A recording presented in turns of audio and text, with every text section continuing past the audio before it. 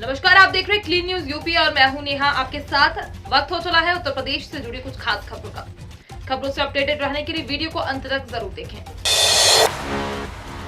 UP board के विद्यार्थी कब से दे सकेंगे 10वीं 12वीं के एग्जाम, कैसे करनी होगी बचे हुए समय में छात्रों को तैयारी। उत्तर प्रदेश माध्यमिक शिक्षा बोर्ड ने स्टूडेंट्स की परीक्षा से पूर्व अभ्यास के लिए अनुभवी शिक्षकों की कमेटी द्वारा तैयार किए गए जाने वाले मॉडल प्रश्न पत्रों को अपनी आधिकारिक वेबसाइट पर अपलोड कर दिया है। इन सैंपल प्रश्न पत्रों में एग्जाम के समय पूछे जाने वाले सवालों के तरीके, उनके मूल्यांकन व प्रश्नों की अनुमानित संख्या का विवरण साझा किया जाता है। कई बार इन मॉडल प्रश्न पत्रों में बताए गए सवाल प्रश्नों से ही परीक्षा के वास्तविक पेपर में सवाल भी आ जाते हैं, भले ही इनके आंकड़ों में कोई परिवर्तन किया गया हो। हालांकि वर्ष 2022 की वार्षिक परीक्षा की शुरुआत कब से की जाएगी, बोर्ड द्वारा इसकी जानकारी अभी स्पष्ट नहीं की गई है।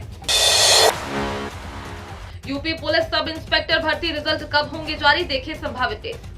उत्तर प्रदेश पुलिस भर्ती एवं पदोन्नति बोर्ड अब कुछ ही समय में यूपी पुलिस सब इंस्पेक्टर भर्ती परीक्षा के रिजल्ट जारी करने जा रहा है। परीक्षा में शामिल हुए उम्मीदवार आधिकारिक वेबसाइट uppb.pb.gov.in पर विजिट कर अपने रोल नंबर की मदद से अपना रिजल्ट चेक कर सकेंगे। बोर्ड चयनित उम्मीदवारों की मेरिट लिस्ट जारी करेगी, जिसमें कैंडिडेट्स अपना नंबर चेक कर सकेंगे। लिखित परीक्षा 12 नवंबर से 2 दिसंबर 2021 तक 3 चरणों में आयोजित की गई है।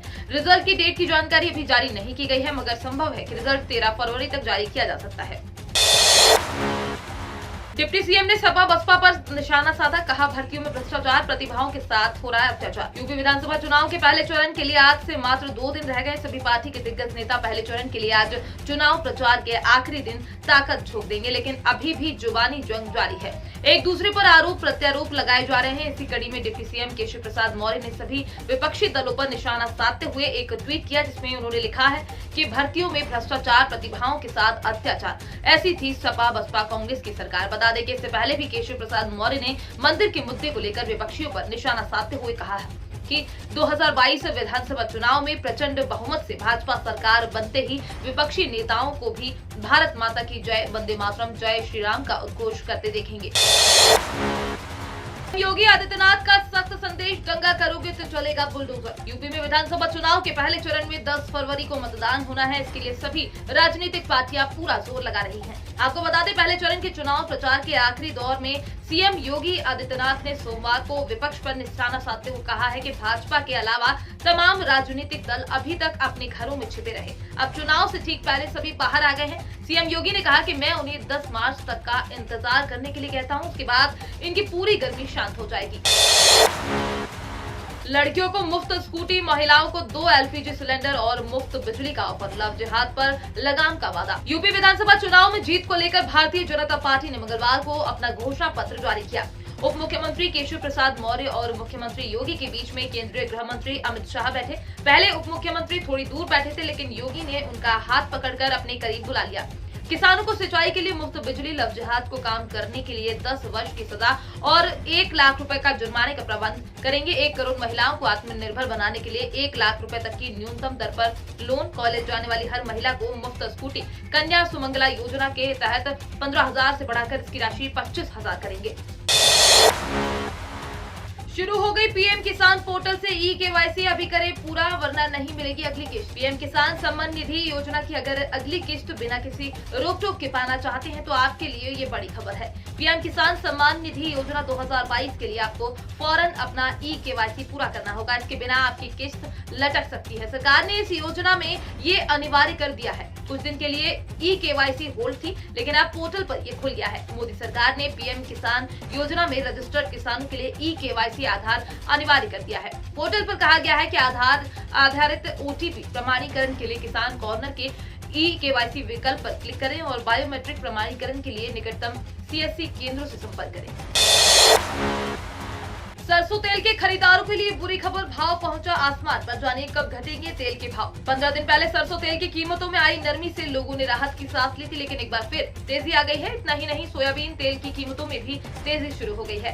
बाजार के जानकारों का कहना है कि सरसों की नई फसल आने तक कीमतों में उतार चढ़ाव बना रहेगा, जबकि सोयाबीन तेल की कीमत में तेजी की वजह बाहर से आने वाले कच्चे माल की अधिक मांग और कीमतों में बढ़ोतरी बताई जा रही है।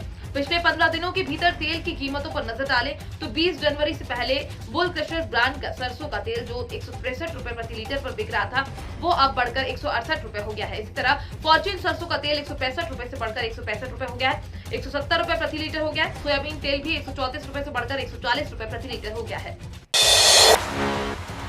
पीएम मोदी ने कोरोना को लेकर घेरा, कांग्रेस बोली संकट में मदद करना हमारी परंपरा। प्रधानमंत्री नरेंद्र मोदी ने सोमवार को राष्ट्रपति के अभिभाषण पर धन्यवाद प्रस्ताव की चर्चा का जवाब दिया। पीएम मोदी ने विपक्षी कांग्रेस पर जोरदार हमला बोला, साथ ही दिल्ली और महाराष्ट्र की सरकारों को कोरोना काल में यूपी, बिहार, उत्तराखंड और पंजाब जैसे राज्यों में कोरोना फैलाने का जिम्मेदार भी बता दिया। पीएम की ओर से लोकसभा में दिए गए बयान के बाद विपक्षी दलों के नेताओं ने उनके बयान पर प्रतिक्रिया व्यक्त की। दिल्ली के मुख्यमंत्री अरविंद केजरीवाल ने ट्वीट पर कहा है कि प्रधानमंत्री का ये बयान सरासर झूठ है। देश उम्मीद करता है कि जिन लोगों ने कोरोना काल की पीड़ा को सहा है, जिन लोगों ने अपनों को खोया है, प्रधानमंत्री उनके प्रति संवेदनशील होंगे। केजरीवाल ने अपने ट्वीट में आगे लिखा कि लोगों की पीड़ा पर राजनीति करना प्रधानमंत्री को शोभा नहीं देता।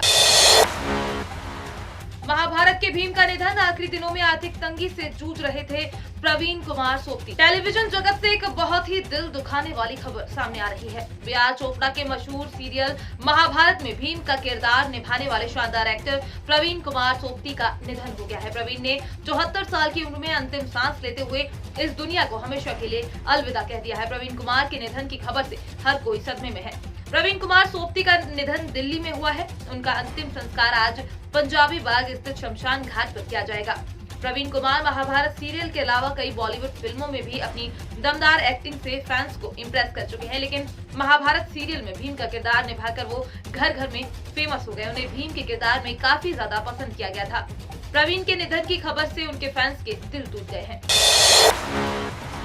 आज फिर घटे कोरोना केस, 24 घंटे में आए 67,597 नए मामले, 1,188 की मौत। देश में कोविड-19 संक्रमण की रोजाना की दर 5.2% है और साप्ताहिक दर 8.30% दर्ज की गई है। देश में अभी तक कुल 4,08,40,658 लोग संक्रमण मुक्त हो चुके हैं और कोविड-19 से मृत्यु दर 1.19%। वहीं टीकाकरण अभियान के तहत अभी तक कोविड-19 रोधी टीकों की 170.21 करोड़ से अधिक खुराक दी जा चुकी है। स्वास्थ्य मंत्रालय के आंकड़ों के मुताबिक देश में इस समय कोरोना के कुल 9,94,891 एक्टिव केस है, जबकि देश में अब तक कोरोना से 5,02,884 लोगों की मौत हो चुकी है। संक्रमण दर अभी भी 5.2% है। देश में मंगलवार को स्वास्थ्य मंत्रालय की ओर से जारी आंकड़ों के अनुसार 24 घंटे में कोरोना के 67,597 नए केस सामने आए। इसी अवधि में देश में 1,188 लोगों की मौत कोरोना के कारण हुई, साथ ही 1,80,456 लोग कोरोना से ठीक हुए। तो ये थी दिन भर की 10 बड़ी और अहम खबरों से अपडेटेड रहने के लिए क्लीन न्यूज यूपी को सब्सक्राइब करना बिल्कुल ना भूलें और आप न्यूज कहां से देख रहे हैं हमें कमेंट में जरूर बताएं और वीडियो को लाइक भी करें।